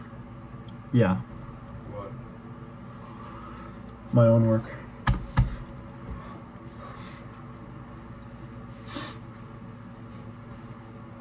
so done. Mm-hmm. I'm so burnt out.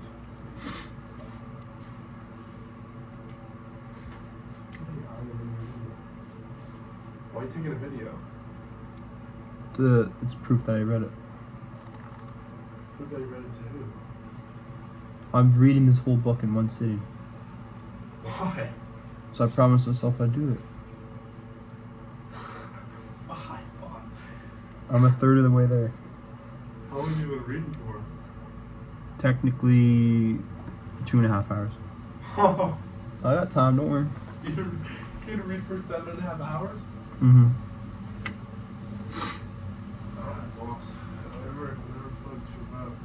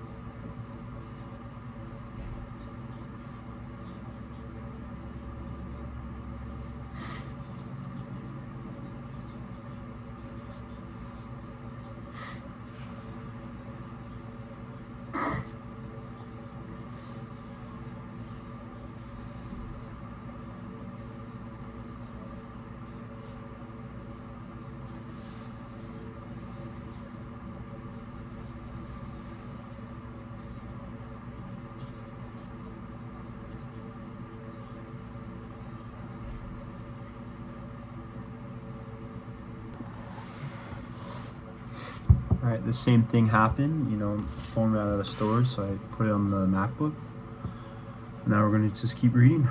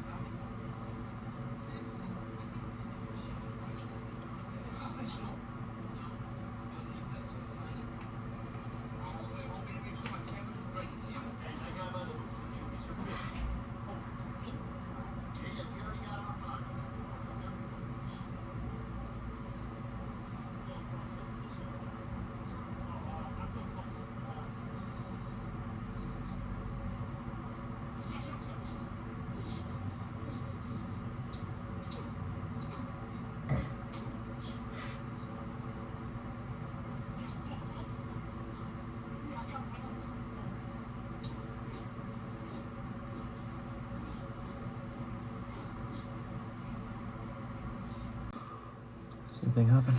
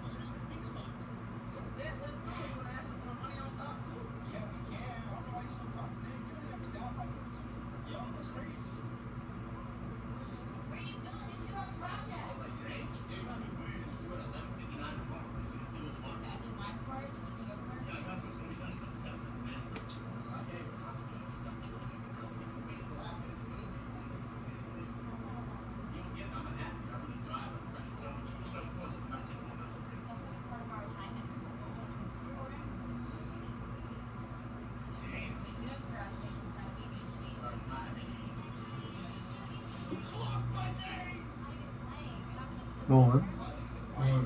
you just turn that down a bit. Yeah, you want to watch.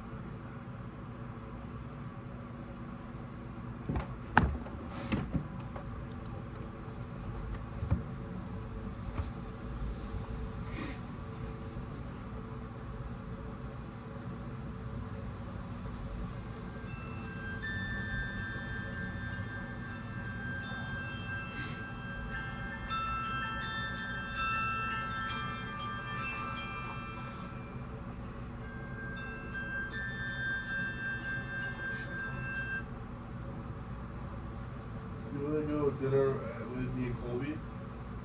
Right now? No, at 6. What time is it? 4:40. 4:40? Oh yeah, you have to finish your butt. Can you bring something back? You can't leave your food, dog. Yeah, you can. You can sneak a cookie. A cookie, yeah, sure. Maybe like one of those if you want. Are you not going to eat? No, I gotta finish this.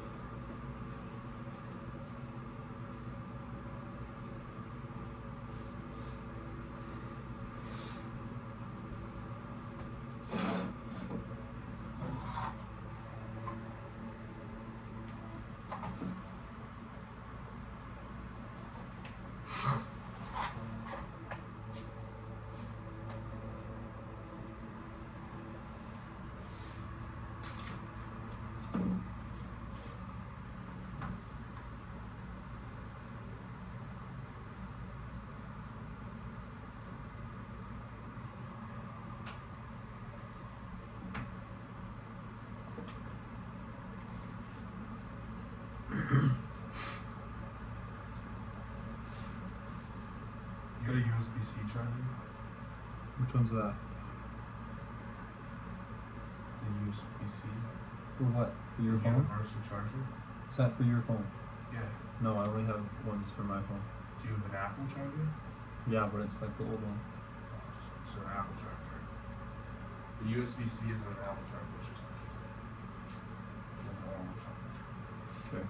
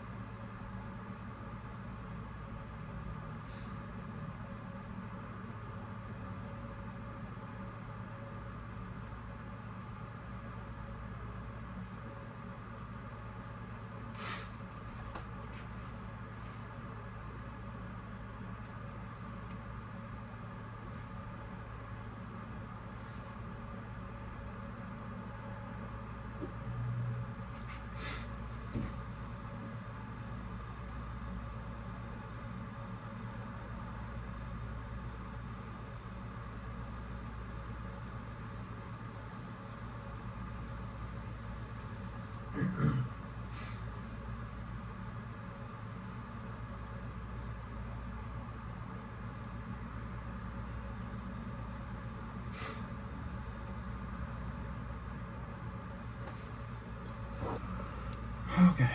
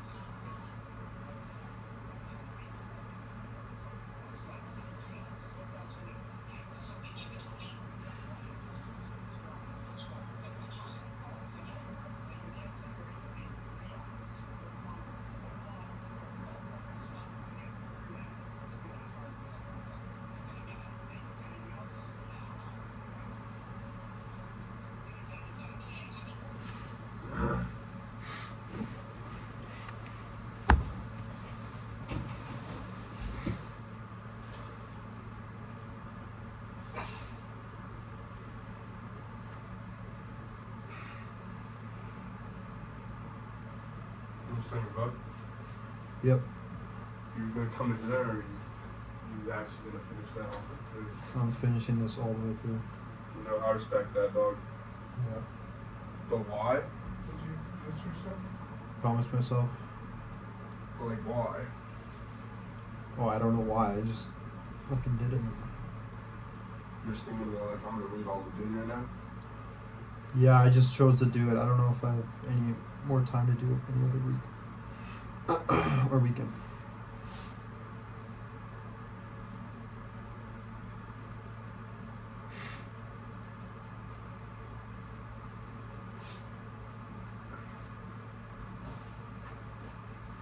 I'm so exhausted. Yeah.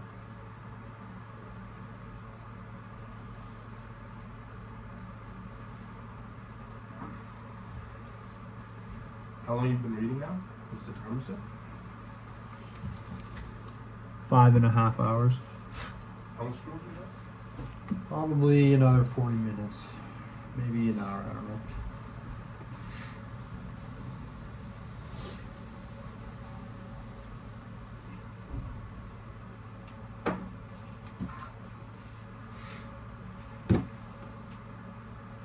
Alright, see you, boss man.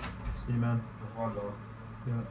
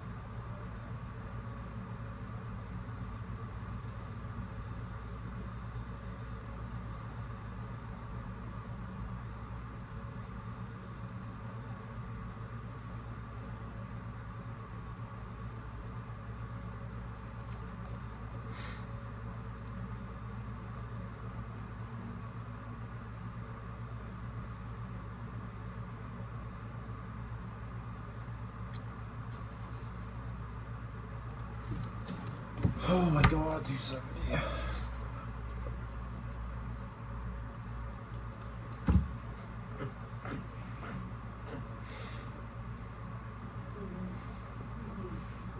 Okay.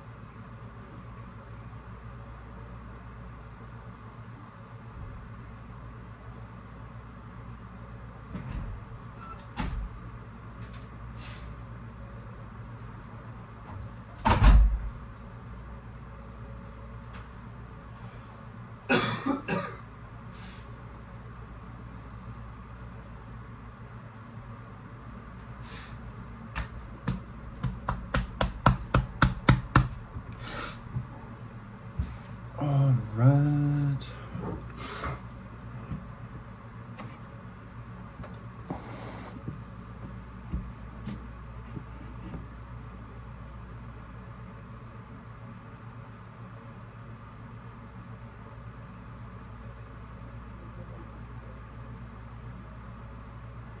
Damn.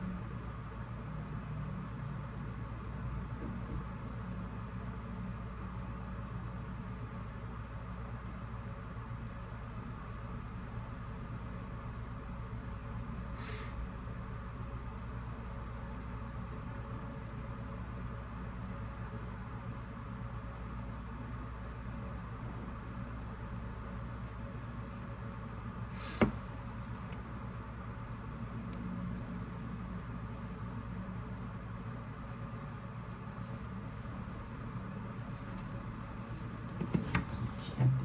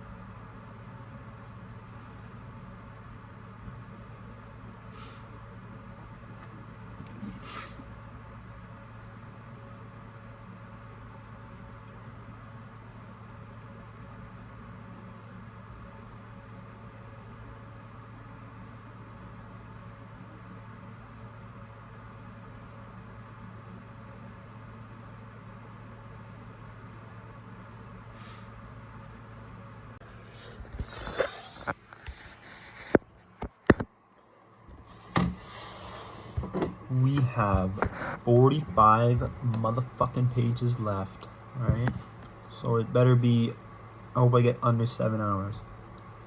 Which I think I'll hit. But let's do this. 45 pages. Oh!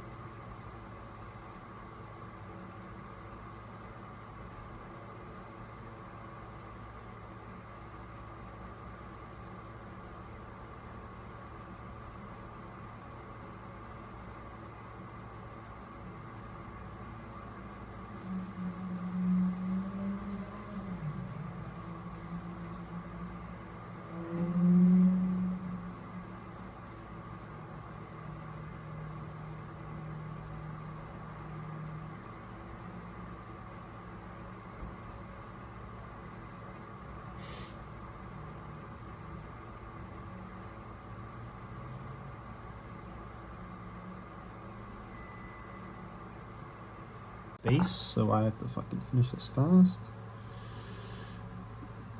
Time to speed read.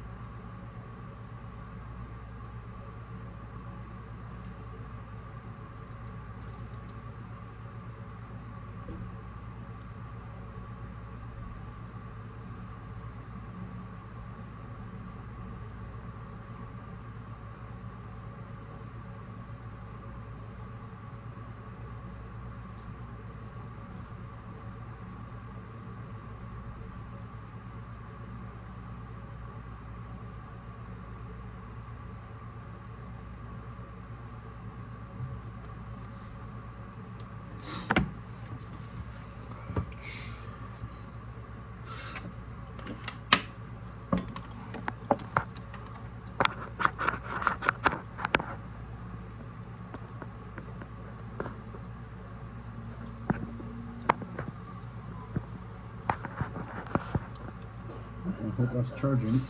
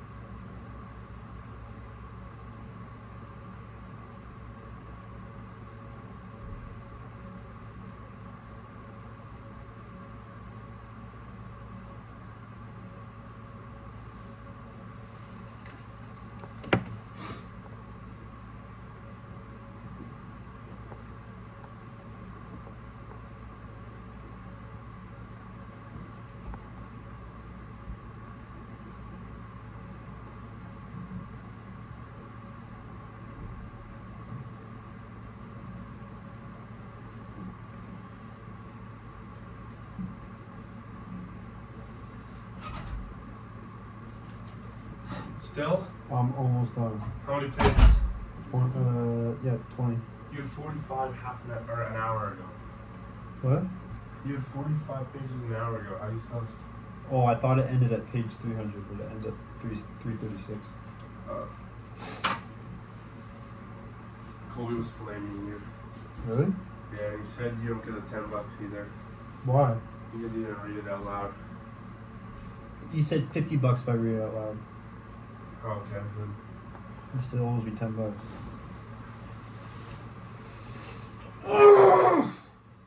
I respect you for doing that, dog, but I still think it was stupid. I'm never doing this again, but...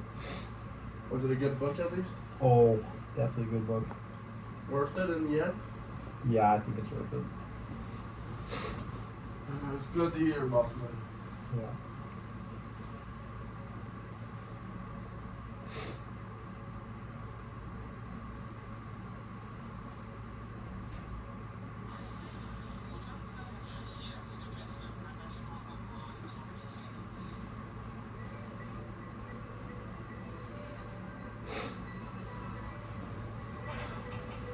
Motherfucker, how do you still have that going on?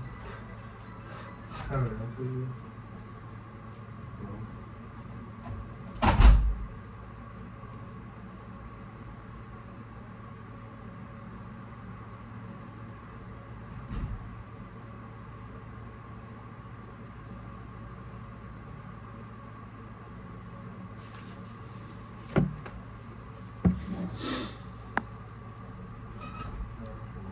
Well, I mean, you need to let you anyway. Wait. Okay, I'll be there in a sec. Goodbye.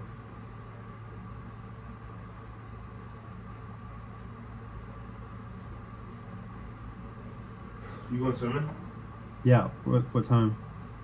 That was at 9. I just text Colby. He said whenever you're done reading. Okay, I'm almost done. Have a piece of gum. Motherfucker, I know how much gum you have. I'm good for it, dog. You can just take one of mine. Alright. I've never seen so much goddamn gum in a drawer in my life. You have enough for the entire year. It's been rated. From who? Everybody from. I've never taken one from there. Maybe you can, dog. You're the one guy that has right. Thanks, man. Look at this.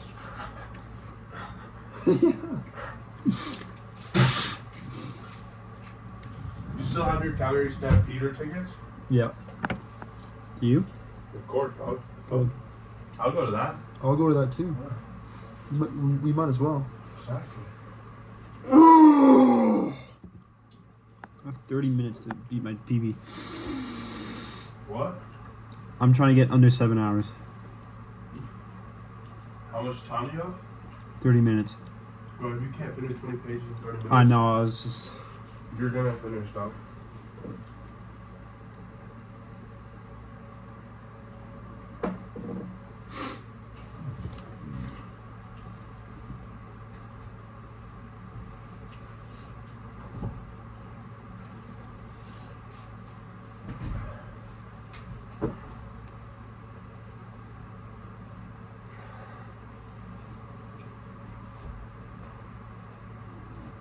You going to the gym in the morning? Maybe. Yeah, I'll go with you. What class do you have tomorrow morning? I have English at 11. Oh. So I go to the gym at 7.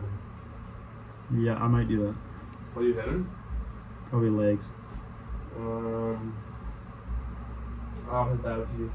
Okay. I'm not doing calves because I got crap. Calves have to store them in someone's spot. Okay.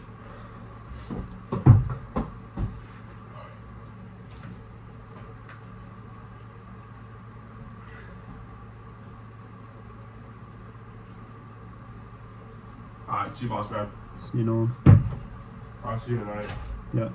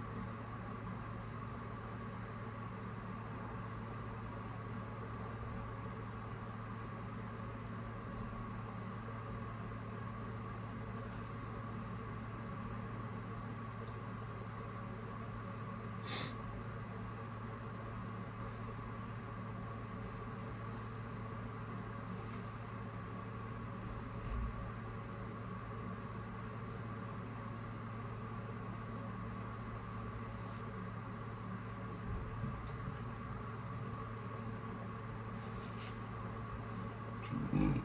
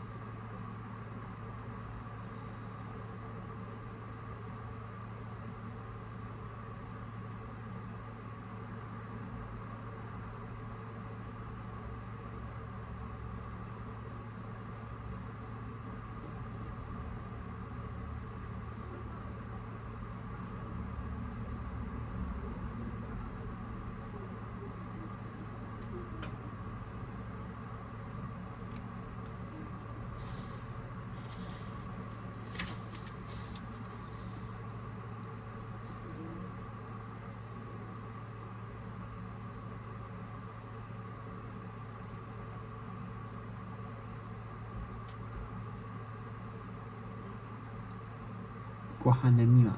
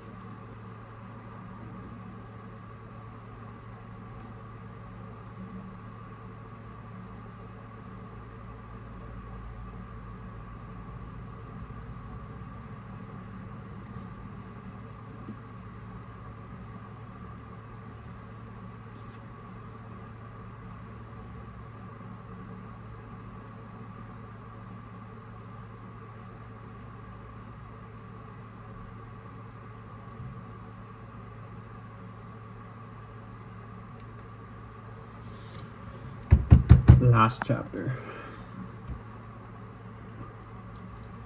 Motherfucker. With 10 pages. Or 8, I can't remember.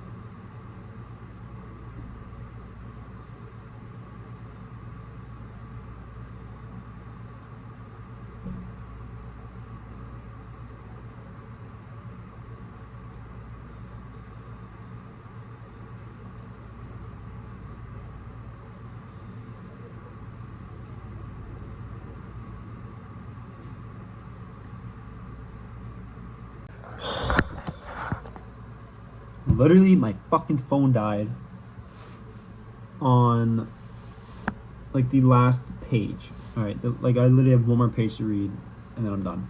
All right, so let's record myself doing that.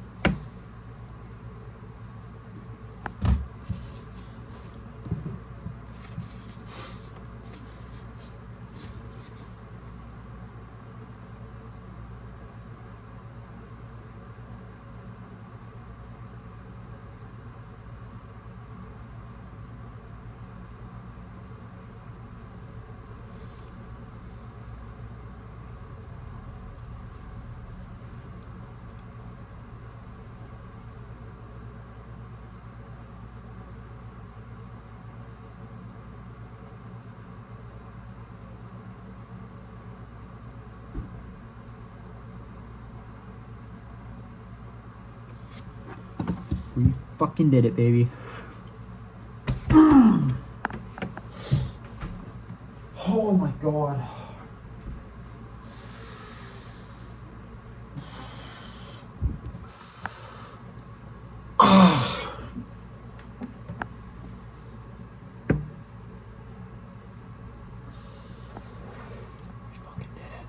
Just under 7 hours. Get this bad boy.